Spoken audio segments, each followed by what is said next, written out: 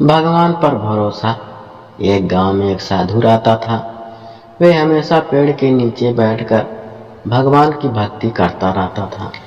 उसको अपनी भक्ति पर पूरी श्रद्धा थी। वे भगवान पर पूरा भरोसा रखते थे। एक दिन गांव में बहुत बारिश होने लगी। गांव के सारे नदी नालों में पानी भरने लगा। गांव के सारे लोग अपना सामान लेकर दूसरे गांव में बसने लगे।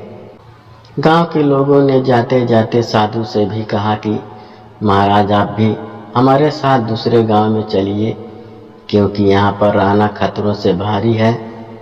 साधु ने कहा कि मुझे भगवान पर पूरा भरोसा है और मुझे मेरे भगवान बचाने के लिए जरूर आएंगे। साधु ने ऐसा बोलकर गांव वालों के साथ दूसरे गांव में जाने के लिए मना कर दिया।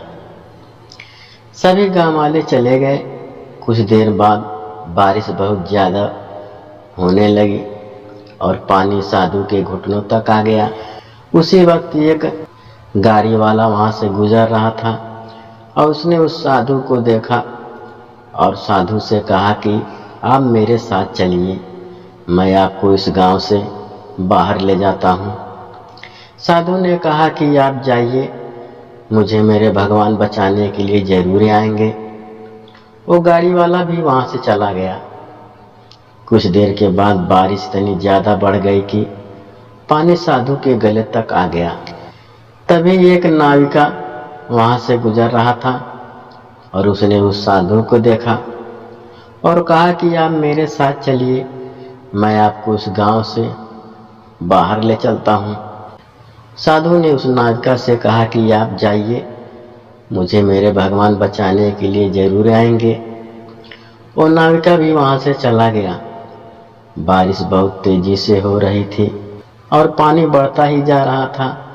इसीलिए साधु अब उस पेड़ के ऊपर बैठ गए और भगवान की भक्ति करने लगे। कुछ देर के बाद वहाँ से बचाव कर्मी हेलीकॉप्टर लेकर गुजर रहे थे और उन्होंने उस साधु को देखा। उन्होंने साधु से कहा कि आप हमारे साथ चलिए, हम आपको बचाते हैं। इस बार भी साधु ने यही कहा कि आप जाइए, मुझे मेरे भगवान बचाने के लिए जरूर आएंगे। बहुत समझाने पर भी साधु महाराज ने उनकी नहीं सुनी और वो बचाव कर्मी वहाँ से निकल गए। आखिर में पानी बढ़ जाने से साधु महाराज डूब गए और उनकी मृत्यु हो गई। मृत्यु के बाद वो साधु भगवान के पास गए और भगवान से पूछा कि मैंने सारी जिंदगी आपकी भक्ति की और आप पर पूरा भरोसा रखा, फिर भी आप मुझे बचाने क्यों नहीं आए? भगवान ने कहा, तुमसे किसने कहा कि मैं तुम्हें बचाने के लिए नहीं आया था? तुम याद करो, वो गांव वाले, वो गाड़ी वाला, वो नाविका, वो बचाव कर्मी, वो सभी कौन थे? वो सभी मेरे भेजे हुए दूत ही तो थे, पर तुमने सही अवसर की पहचान नहीं की और इसी वजह से तुम्हारी मृत्यु हो गई।